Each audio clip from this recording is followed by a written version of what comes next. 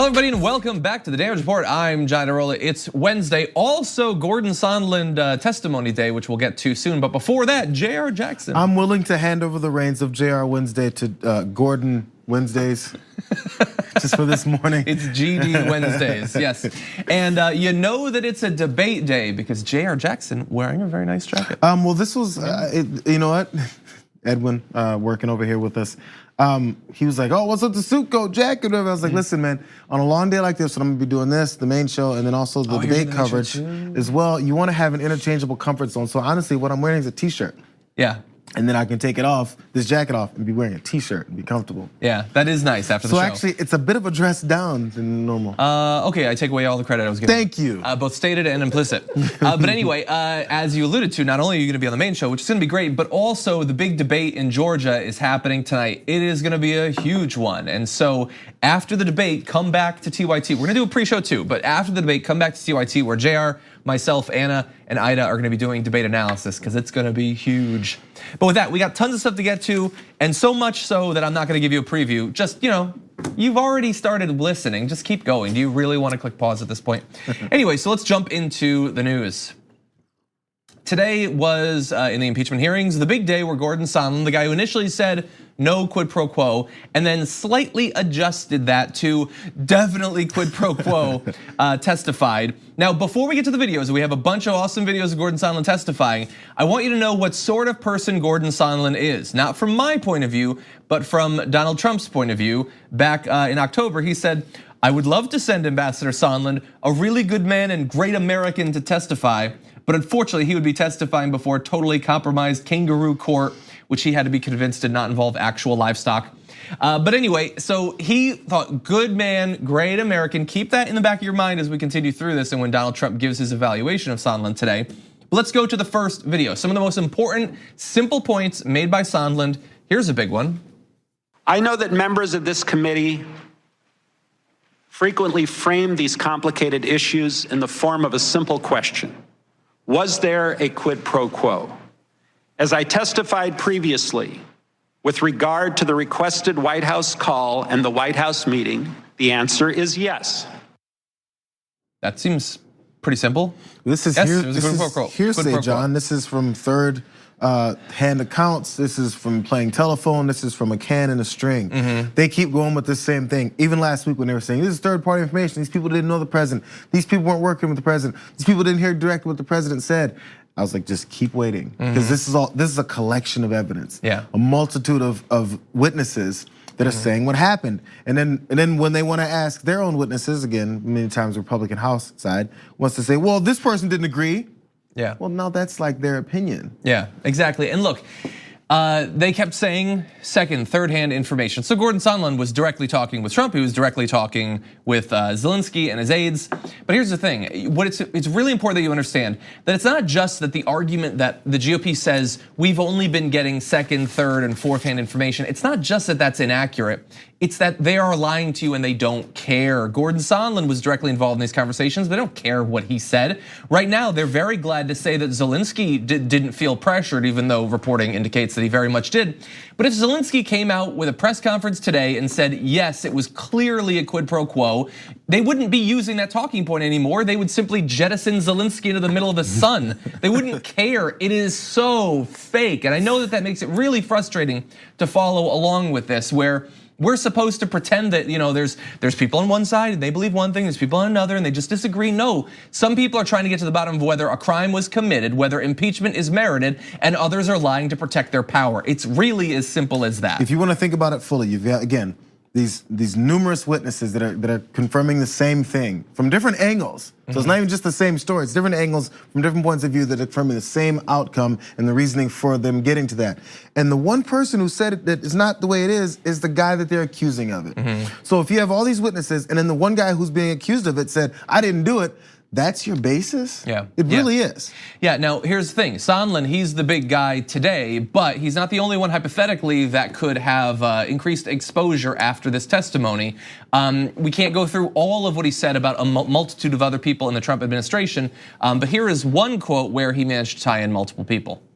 Officials in the State Department and the Chiefs of Staff's office, including Mick Mulvaney, Secretary Pompeo were aware of this quid pro quo, that in order to get the White House meeting, there were going to have to be these investigations the president wanted. Correct. And those, again, are investigations into 2016 and Burisma / the Bidens. 2016 Burisma, the Bidens did not come up.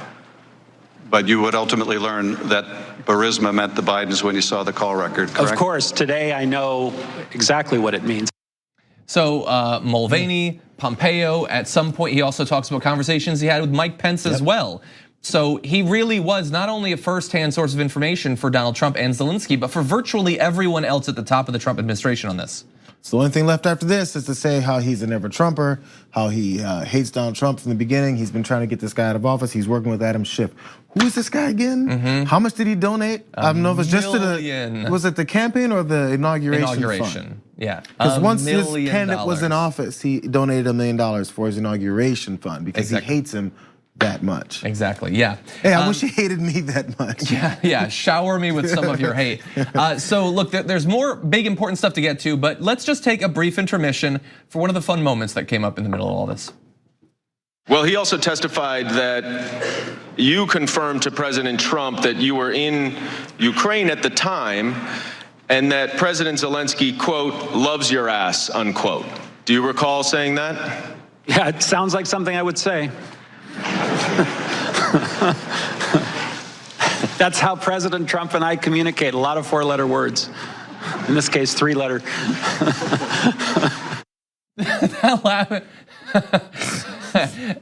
But so anyway, so that was fun, and that was a big quote that came out last week. And so look, we don't have necessarily direct references to a lot of stuff outside of the text messages and everything, but that was a great one. But anyway, to get back to the really important information, the actual specific nature of what Donald Trump wanted, that is something that I have been trying to be very clear on. And that also came out, I'll give you more details in a minute, but that also came up with Sondland, as you'll see here. He had to get those 2 investigations if that official act was going to take place, correct? He had to announce the investigations. He didn't actually have to do them, as I understood it. That is like the most important thing for a couple different reasons. You look like you want to talk. You can go first. Okay. Well, no. You first. So it's such an illustration of the way Donald Trump has always worked. We don't actually need anything concrete. We don't need any meat to this. We don't need the investigation to actually come up with anything to convict anyone or even to put them on blast. All I need is for it to look a certain way. As much as he talks about central casting and he wants this thing to look a certain way, he's a reality show host. That's who he is. He's a faker. He creates this veneer, and then you're supposed to believe what's going on. So he's like, it's too much work to make you guys. Hey, President of Ukraine, I don't want you to actually do much work. Just say you did it so he can help me out. Yeah. And so, like, think about crooked Hillary. That was every 3 seconds during the 2016 campaign, he was saying that. How much concrete evidence did he need to provide to his base to make that narrative stick? None at all, really. And with Biden, what does he need? He needs Fareed Zakaria to be interviewing the Ukrainian president, which was scheduled, and for him to say, I'm looking into Joe Biden and this corruption, and that would be it. The Ukrainian president could then go home. We would not need him anymore for the rest of the campaign. Trump would say, crooked Biden. For the rest of it, that's all it is. But what's really even more important there is the obvious understanding that there's nothing to be found. It's not that Trump actually believes this conspiracy theory involving Joe Biden, and he thinks, man, if we really dig into this, it's just gonna keep reaping these rewards. He doesn't care if there's anything there, and he suspects that there's not. That's why he wants the announcement. If he actually cared about corruption, whether just weirdly for Joe Biden or for Ukraine in general, he would need actual investigations. That's what he would need to get to the bottom of it. There's no bottom he's looking for there. He dwells at the bottom, okay? And the bottom is just plausible deniability to start a narrative about crooked Joe Biden. That's all it is, and that's what this quid pro quo is about. It is about justifying his campaign strategy. It has nothing to do with actual corruption, which Donald Trump not only doesn't care about in the US or internationally, but engages in every way that he possibly can. And it certainly doesn't have to do with Ukrainian corruption. He doesn't care about that at all. He doesn't know anything about Ukraine. Not at all. It was about an announcement that he would be able to play over and over in campaign ads and that he would reference in his rally speeches. That's it. And this is galvanizing the fact that even though this has turned up nothing on the Bidens, specifically for any kind of corruption based, and sure, I mean, a name can get someone a job, but look at the way that he's also pursuing this even without that announcement.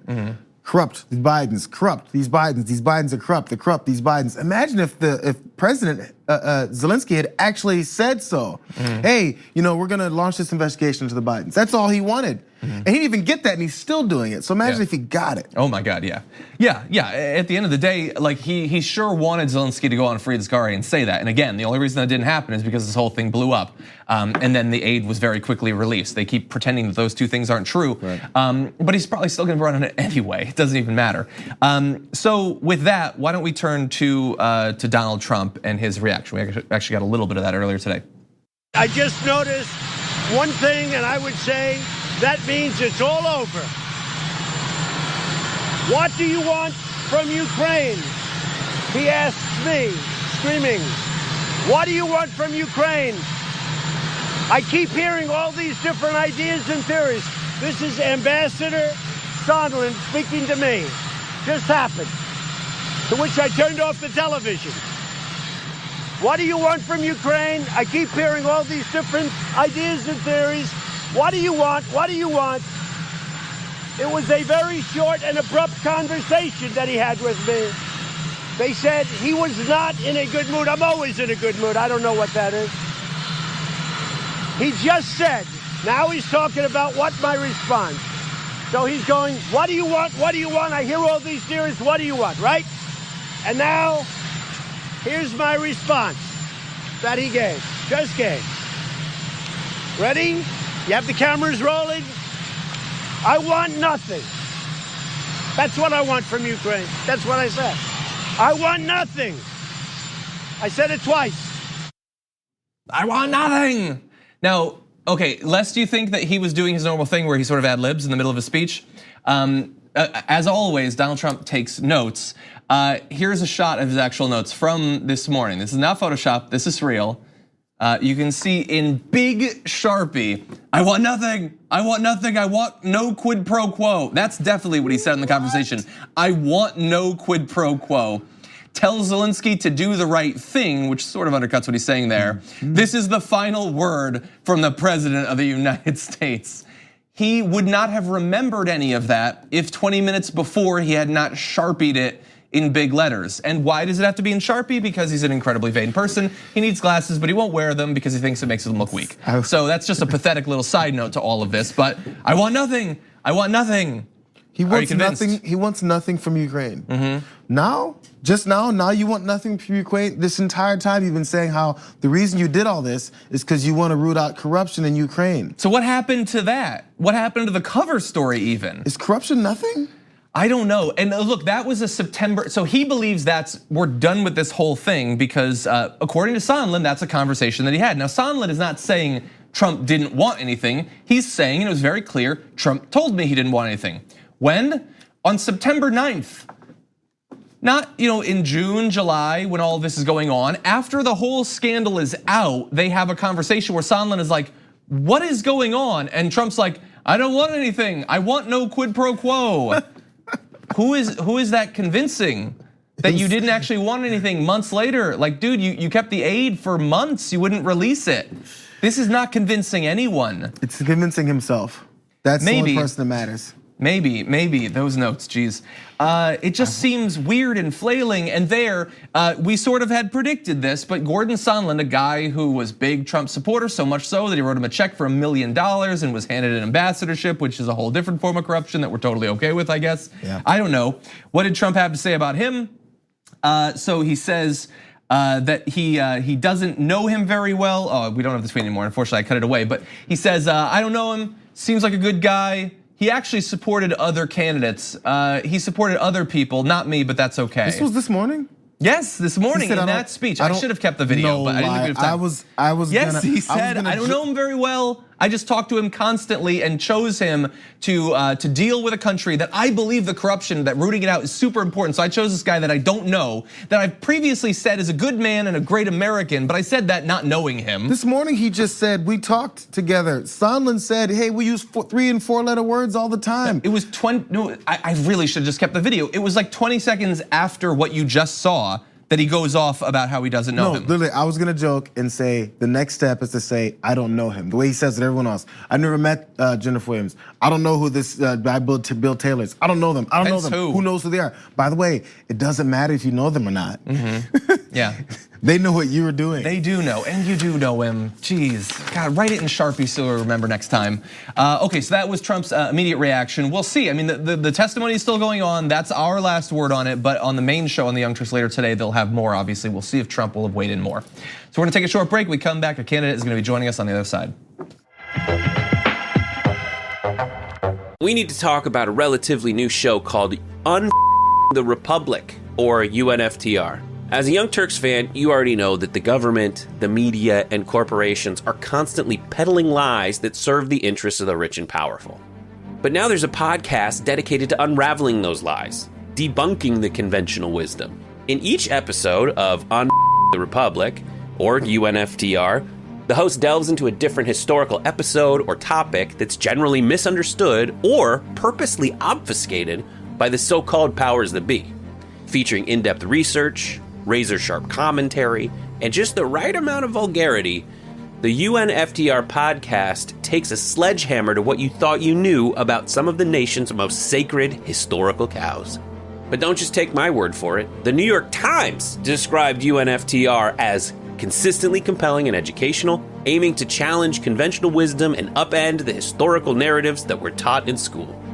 For as the great philosopher Yoda once put it, you must unlearn what you have learned. And that's true whether you're in Jedi training or you're uprooting and exposing all the propaganda and disinformation you've been fed over the course of your lifetime. So search for UNFTR in your podcast app today and get ready to get informed, angered, and entertained all at the same time.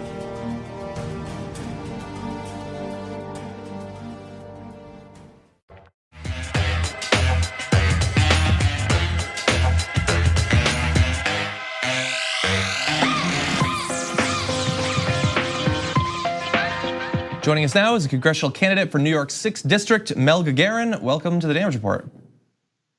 Hi, thanks for having me. Glad to have you here. So talk to me about this race. We love to, whenever we have a candidate on, especially for the first time, we want to get to know a little bit about their background, how they got involved in a run for Congress. So tell us about yourself. Sure. Right now, I'm a stay-at-home dad. I'm raising 3 children with my wife here in Kew Gardens, Queens. I entered the sort of political world when I came to New York back in like 2006. I was born and raised here in Queens, but I went to school down at American University. I worked for an organization there called the National Foundation for Women Legislators for a bit before I came to New York.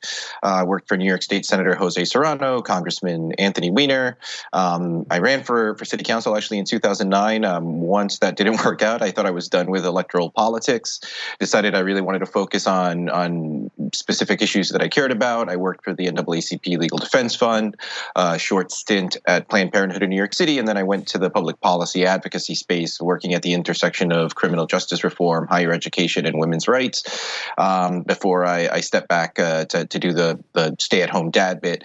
But after 2016, it was sort of hard to ignore what was happening in the country, and slowly worked my way back into the electoral world, sort of inspired by AOC, being a field lead on the Tiffany Caban campaign, and sort of seeing that the energy and the movement that we have going on here in New York really inspired me to stand up for my community and take on the incumbent congresswoman. Yeah, and so look, as you just described, I mean, despite not holding public office, you have more of a history than a lot of the candidates that we talk to, and you're in an area that, as you point out, is sort of a hotbed for these sorts of candidacies. People like AOC, Tiffany Caban as well. And so tell me about this district, because you're running for the 6th district. There is an incumbent as well as a couple of other candidates who are running. So give us a little lay of the actual district and your competition. Sure. So I think that one of the things that I find really special about my district is that it's the only congressional district in New York City that encompasses, it's made up entirely of Queens. So it's incredibly diverse. Over 51% of our community members are foreign born. So odds are, if you're not an immigrant yourself, you're the child of one, like I am. My father immigrated here from the Philippines when he was 19. My mom was the child of two Puerto Rican parents who came here to sort of start a better life. So it's an incredibly diverse, both racially, economically, and that it's the sort of the hotbed of sort of this progressive movement that we see happening throughout the country. I think because I think 2020 is a very special year for progressive challengers like myself. Okay, and in terms of your platform, there are a number of things that you propose that a lot of our viewers are probably familiar with at this point, including Medicare for All, Green New Deal, free college for all, housing for all. But you also have this proposal, the Golden Years Security Act, that I'm actually not familiar with. So could you talk a little bit about that? Sure. So that was sort of inspired by seeing what my grandparents went through in their end of life years. So I was raised primarily by my mom, who was a single mom and a nurse. She worked the night shift pretty much till she retired 3 years ago.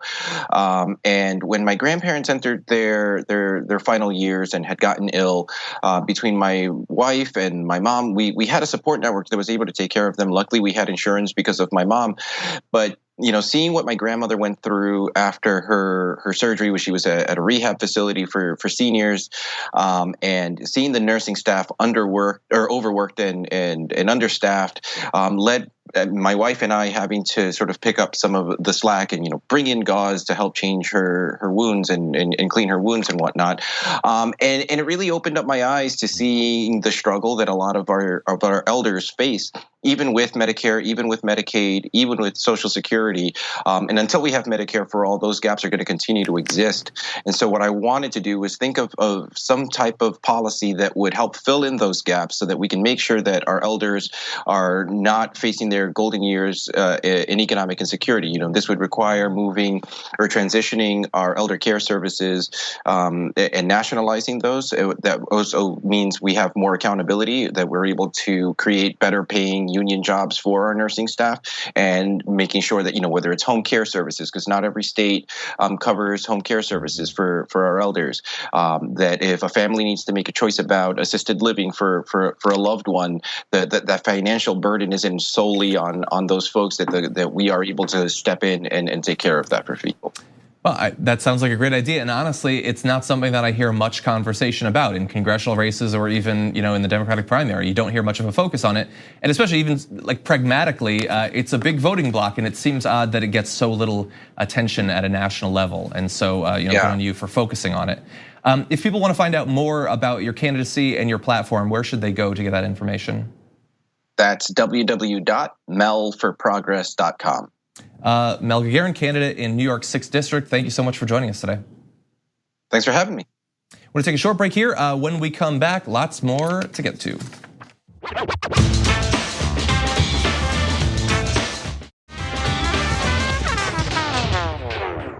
I was really surprised to see a series of tweets by a reporter for Axios, Alexi McCammon, who's previously appeared on the Damage Report, talking about an interaction that she had with Charles Barkley. Here is what she tweeted. Just FYI, Charles Barkley told me tonight, quote, "I don't hit women, but if I did, I would hit you." And then when I objected to that, he told me, quote, "I couldn't take a joke." So one of the reasons that I wanted to bring this up with you is not only because we've had Alexi on, she's a great reporter. It's horrendous for anyone to be making these sorts of jokes, let alone threats. But I also figure that you probably have more knowledge about Charles Barkley and his past than I do. It's not only Charles Barkley's past, but his present. He says whatever comes. So to he his is mind. known for just saying stuff. Yeah, and many times he's this guy who has gotten this label. Really fast. Yeah. That, by the way, is not intended in any way to diminish what he said. Just saying what is on your mind does not make what you say any less horrendous or threatening. The thing is, I guess if it comes to the case of whether or not people believe it or not, this is one of those things where I think his persona, his personality, his character kind of matches up with this. If you don't know it's there, because I guess You the find first, it easy to believe. yeah, then. yeah, Okay. and you know, again, I don't know what provable case you can have to say he told her this. I'm not sure if he's even denying it. It seems like he's the type of person that wouldn't even deny it necessarily. Someone asked. I don't doubt it for 1 second. Yeah. Yeah, So- and she went on to say, there was almost no times I will break an off the record agreement, but this is not okay. And it was all because he came in talking about how he loves Deval Patrick. And once someone from Pete's campaign came around, he said he loved Pete. And I reminded him he previously said he was a Deval fan. So she just pointed out an inconsistency that in real time she noticed. And that, like, let's say from his point of view, if he really thinks that it's acceptable to make a joke about attacking a woman, that you would think that that was justified after she points out that you just said you like one candidate, now you're saying you like another one. I don't understand the thought process Which of that at all. seems like such a surface, not even criticism, but observation that she had about him. You know, when one guy's around, you say you support him, and then when another guy comes around, you say you support that guy. You kind of flow with whichever way the wind's blowing, which I don't think is that much of an insulting thing to say, but kind of just pointing out. So maybe that could trigger him to think, oh, I can say this what he sees as a flippant thing, what is actually a pretty serious thing to say. Yeah. And he thinks it's just quipping back and forth. Yeah. Not the case. Yeah, and I will just say, so when Alexei tweeted this out, many people who have previously worked or interacted with her, as I have, responded with something to the effect of, I'm sorry you went through that, that's horrible, I can't even imagine that, something like that. So I tweeted something like that. And someone responded to me by finding a tweet of hers from 8 years ago that they thought made her look bad or something, and then just replied with that tweet. And I can't get into the brain of the person who replied that, but the idea that if a woman is threatened by a man, that she doesn't get to talk about that or feel threatened if she's ever said anything that you have a problem with is a very bizarre reaction to what was going on. And Charles Barkley is a full-grown man. He's more than a full-grown man at this point. He knows that this is 100% unacceptable. He wasn't just like unfrozen from the 60s or something, not that that would justify it, but this should be a very simple case of, you obviously don't say something like this to a female reporter. She is right to feel threatened by it. And someone trying to do some sort of weird dodge by having an issue with her past comments is really bizarre. And that says a lot more about the person doing the tweeting than about her. I assume the tweet that the person linked you to must have had her saying something like, I'm willing to hit anyone for disagreeing with me, something. Well, specifically it said, I want to punch Charles Barkley. No, it had nothing to do with any of this. Yeah, so really bizarre. Anyway, Alexei's a good reporter. She should, by the way, she should not feel in any way bad about breaking an off the record agreement with Charles Barkley if he's saying stuff like this. This is not something that's protected under that sort of confidentiality. Anyway, let's turn to a very different sort of topic. I have a pet peeve, and I know it's weird in this industry, but I have a problem with people lying to other people. I just think it's weird when you lie for no reason. And we have had someone on the show, Judd Legum, who does great work in identifying the weird ways, the petty, odd ways that politicians lie, not to the people who oppose them, but to their supporters, and he's got a great example of it here. So he tweeted this out yesterday, saying it's amazing how casually the Trump campaign lies to its own supporters. And what he's referring to is a text message from Brad Parscale. He's the campaign manager for Donald Trump, who messaged out to everyone on the list or whatever, impeachment hoax. I meet with President Trump in 1 hour to show him the new donor list. Add your name, friend, donate $45, and a link to do that. And so look, we're gonna have more on this, but let's just take that. The idea that Brad Parscale is just like biding his time, waiting 50 minutes until lots of Trump lovers donate, and then he's going to crunch the numbers and print out a list of donors that he will march into Donald Trump, and then they will go over the list of donors. That's Alice in Wonderland type thinking. That's not true. And the thing is, that text doesn't go to me, it doesn't go to the resistance, it goes to Trump lovers and lies to them and say, if you donate now, Trump will see your name. The person you worship and look up to will see your name and know who you are on some level. And he's lying to those people who trust them. This all matches up. We talked about earlier about how it matches up with this this show style mentality and approach to doing politics, or even just reaching out for some supporters. In 1 hour, we're coming down. If you watch, this is old school type of thing, but if you're watching late night TV and you'll see these ads or infomercials that pop on these channels because there's nothing else to show at 2 a.m., then they go, there's a countdown in the corner. Come get your new water hose that'll never break. It doesn't get any kinks. Limited you order time in the offer. next 30 minutes and they do the rundown counter. You hurry up and do it now. That's the type of thing you do where you try and get this impulse buy. Oh my God, I better hurry up and do this. I'm not gonna get my hose that doesn't kink up. And that ad only plays once, right? It doesn't play every break over and over for months at a time. And the thing is, I'm very glad that you brought up that example because that's exactly what's happening here. It's one thing to try to trick people into thinking it's a limited time offer when you can literally get it anytime you want. That's the first text message we sent you. But it's more insulting to their base than that because not long after that, he messaged out, missing friend, we're meeting with President Trump in 4 hours to show him the impeachment hearing donor list, get in the list. So supposedly, he showed Trump a list of donors at 6:30 p.m. Eastern time. Then they met up at midnight that night to show him another list of donors because what the campaign manager for Trump and Trump do with their time is read thousands of names over and over and over again. And anyone who is on this text message list got the first message and then got the second message. And that should have been enough to clue them in that these people have no respect for you, your time, or your money whatsoever. They think that you are morons and they want to exploit your stupidity for their own financial gain. Well, you know what? They're working around the clock, Pascal and Trump, to read people's names to him so he can go, they're within my good graces. At midnight. Give me more names. At midnight. Yeah. So in the middle of the night, they're reading names because that's just what fuels their fire, for their love for the country. Trump's not reading names at midnight. He's eating donuts and watching Showtime at midnight. Do you know Donald Trump? Do you know who he is? He's definitely tweeting. And look, I know this is a weird small thing to focus on, but Judd does great work in pointing out this sort of hypocrisy and just a complete lack of respect for their own base. And the thing is, I know that very few Trump supporters are probably watching this, but if you are, I want you to know that, look, I'm a progressive, we don't agree on much. I'm not gonna give you, for instance, a wall or whatever like Trump says he will. Hypothetically, I advocate you getting health insurance in college and stuff like that. But what I will give you, that Trump and his campaign will literally never give you, is the actual truth. I will be honest to you because look, I may not agree with much of what you believe politically, but I believe that you as a human have a certain level of just natural dignity and worth, and they clearly do not.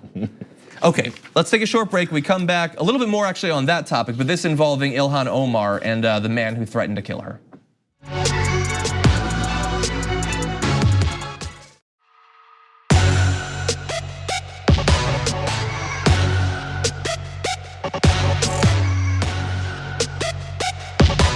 Earlier this week, a man who threatened to kill Representative Ilhan Omar is facing sentencing now, and Ilhan Omar weighs in, and it's actually fascinating what she says should happen to this man. So to catch you up on this particular case, because you're probably saying, well, aren't there a lot of death threats against these women? Yes, there are, but finally there are consequences. On Monday, Mr. Carlinillo, this is Patrick Carlinillo of Addison, New York, outside Buffalo, pleaded guilty to threatening to kill Miss Omar. Just a bit of what he said back in the day was he called in, asked a member of her staff, do you work for the Muslim Brotherhood? Why are you working for her? She's a blank terrorist. Somebody ought to put a bullet in her skull. Back in the day, our forefathers would have put a bullet in her expletive. I'll put a bullet in her expletive skull. So it was a little bit repetitive there. Now, in an interview with the FBI at his home about a week after that call, he described himself as a patriot who loved Mr. Trump and hated, quote, radical Muslims in our government. He told an FBI agent that he believed Miss Omar supported Islamic militant groups such as Hamas and the Muslim Brotherhood, and that her election to Congress was illegitimate. I mean, he could have heard about that stuff, those theories, anywhere. Who knows who could have possibly clued him into that? But it wasn't just a call, it was the fear that he might act out on it. Because about a week later, authorities found a loaded .45 caliber handgun, 3 rifles, 2 shotguns, and hundreds of rounds of ammunition at his home. Because of a 1998 felony conviction, he was legally prohibited from owning a firearm. All rules that many people in our government would disagree with him having to be held under. Exactly. I mean, he did his time, I guess. Why can't he own a gun? And so what if, he's listening to crazies that are telling him that simply because she is a Muslim, she's some sort of threat to America on some level, and he clearly believed it, called her up to threaten her, and just happened to have the firearms to make good on his threat. Well, in any event, he faces up to 10 years in prison. Right now, he's free under conditions that include a curfew and restrictions on travel. But in advance of his actual sentencing, Representative Ilhan Omar put out a letter to the judge in this case. She tweeted saying, sharing my full letter on the sentencing, a man convicted of threatening my life. We must apply a system of compassion to criminal justice. Who are we as a nation if we respond to threats of political retribution with retribution ourselves? And she goes on in this letter, which you can find in full on her Twitter account, to say, the answer to hate is not more hate, it is compassion. Punishing the defendant with a lengthy prison sentence or a burdensome financial fine would not rehabilitate him. It would not repair the harm he has caused. It would only increase his anger and resentment. And she quoted Nelson Mandela, who once said, people must learn to hate, and if they can learn to hate, they can be taught to love. She ended by pleading with the judge, I ask you to show compassion in your sentencing. That's amazing. It's pretty amazing. And although all the things that she said are true, there's backups with Nelson Mandela quotes and the way we need to apply a system of compassion or justice because these are humans, and it's lovely. Those are lovely words. They make me feel good inside, but she's completely wrong. I mean, she's a better person than I am. Okay, not that she's wrong. She's not wrong because I already said that she's right. I so just you're siding completely with the other disagree guy. with her. No, okay. That's all. I just 100% disagree with her on this approach to this particular thing. And again, not to not do it, but that's not how I want to operate for personally myself. What would you have advised her to do? We have a history of going after people and putting them away even when they haven't done anything that's egregious. So cool, it's okay if you don't want to. But we also have this system where it's still the case where we're trying to deter people from doing something in the future. So if we don't look to deter them from doing this, then we're gonna just deter certain people that we choose to deter, and then we'll be lenient on people like this. And I don't think that's gonna solve any problems either. Again, she's a better person I am, and it's actually an honorable position to take. It's a position that I'm not honorable enough to agree with. It's really interesting because I feel the same way. She's a better person than me, and she made me agree with her, I think. I would not have, I don't think that she necessarily had to get involved at all. And I take these sorts of threats really seriously. I take political violence super seriously. I would argue more than the vast majority of people in media. I think most people are underrating how much of a threat this actually is.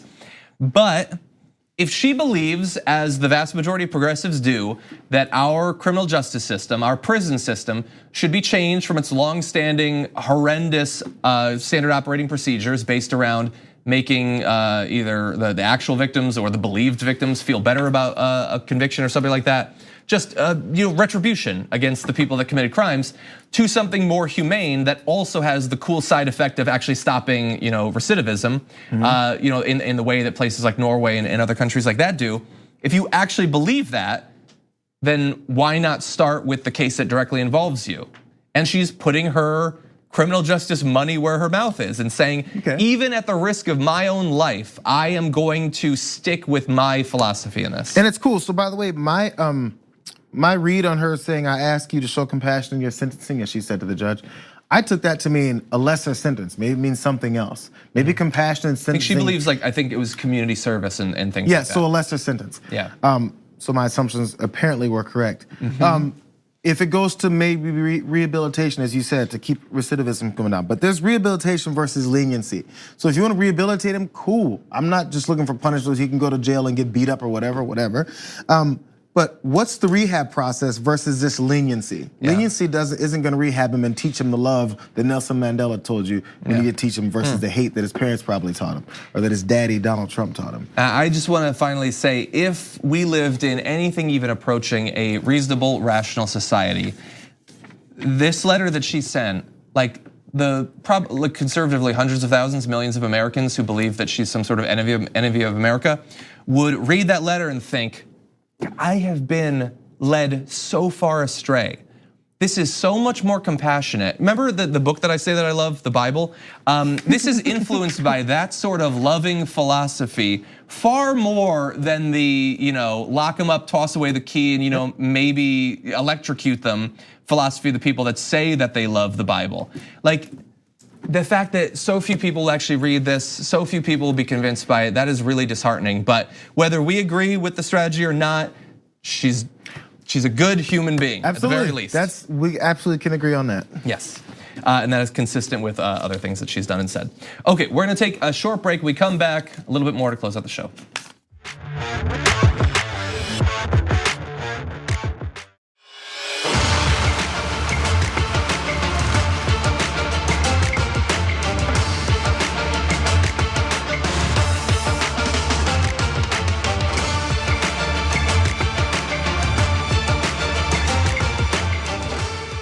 Hollywood is no stranger to some really unfortunate at times casting choices, including Scarlett Johansson playing an Asian character in Ghost of the Shell and Emma Stone playing an Asian character in Aloha. But to this, in comes Harriet. So the screenwriter for Harriet, Gregory Allen Howard, had this to say about his quest to make this movie. He said, "I wanted to turn Harriet Tubman's life, which I'd studied in college, into an action-adventure movie. The climate in Hollywood, however, was very different back then, decades ago. I was told how one studio head said in a meeting, 'This script is fantastic, let's get Julia Roberts to play Harriet Tubman.'"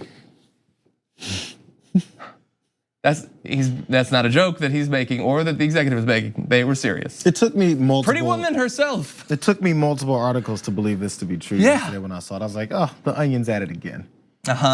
Now, that's how we reacted. And so apparently even at the time, some people were like, that seems weird. And so he goes on to say, Howard said that when someone suggested Roberts could play the role, that she could not play the role, the executive responded, "It was so long ago, no one's gonna know the difference." Thank you. In case anyone doesn't know what Julia Roberts looks like, yes. It was so long ago, people might forget that white folks are the ones that were the slave masters and black people. Well, I knew it was one way or the other. Yeah. But by the way, just to be very clear, this was not Julia Roberts' idea. So far as I know, Julia Roberts never even knew about this idea. It had nothing to do with Julia Roberts. But Hollywood executives were thinking, you know what? I could see making a Harriet Tubman movie. It is a really inspiring story about one of the greatest Americans of all time, but I'm thinking maybe Kirstie Alley. No, just get a black actress. They exist. They're trying to find work and they would love to play Harriet Tubman. It's a great challenge to play this dynamic, complicated character. And so look, the good side of this is that finally, after decades of effort, the movie gets made and it looks like it's gonna be awesome. Well, there was a couple problems. Also, there's one more quote where they're talking about when 12 Years a Slave was a hit, did all this money, and Black Panther this. So this is the basis for the reasoning behind this. They're like, well, we don't care if we do things accurately. We just care if it makes us money. Yes. Julia Roberts is a name that we can throw around. Who cares? We'll throw her in some blackface, and people will come and watch it because it's Julia Roberts. That'll be awesome. Not, hey, let's represent this thing correctly and do a film that is not only entertaining but also is celebratory and informative about what really happened. No, who cares? First off, it already cringed first off when they said they wanted the Harriet Tubman movie to be an action adventure movie, so she's gonna be the next Marvel character. But no, just the interest level, if you do it correctly, is interesting enough. But when people have no interest in the subject matter or the characters that actually did the heroic acts, then why would you cast it that way? You don't care about what the person looked like in real life. Why would you care what they look like in your film? It's about making that money. And Julia Roberts will bring us in some money, not some random black person I've never heard of before. Well, and the really weird thing too is, ideally, these executives would, they would be willing to do these movies without needing the crazy financial incentive to get over their own baked-in racism. That would be ideal. That's not the world that we live in. But now there's a number of movies that have shown that these sorts of movies can make tons of money, and so they're a little bit more accepting of it. But it took them so long to come to that conclusion, and the only reason they didn't have a lot more evidence early was because they wouldn't even experiment to find out. And really, think about how powerful a person's racism has to be, that they're willing to delude themselves into losing out on literally billions of dollars over the course of decades just to not do these sorts of movies. That is a powerful motivating force. And the reason he had that mindset is because this has been done constantly from early film days. they've been doing this up and through current. I had a bunch of lists of them, but you can look up the list of things that were whitewashed. This is a normal thing in Hollywood. So someone says it, it's not like, oh my God, how dare you say that? They're like, that's the normal process we go with here. Yeah. Can't wait to see who they get to play Oprah in a movie about her life or something. By the way, I heard Melissa McCarthy plays Oprah. By the way, I did hear there are some issues with the film, even though they cast, there's a British black woman and there's other things going on, but you can look at that for yourself. Yes. Not as bad as Julia Roberts. Anyway, thank you as always for joining me. Great to have you here. Thank you everybody for watching. Don't forget to tune in for the main show. Not only will Jayar be on the main show today, but after that, we of course will have debate commentary. You're not gonna wanna miss it. We'll see you then.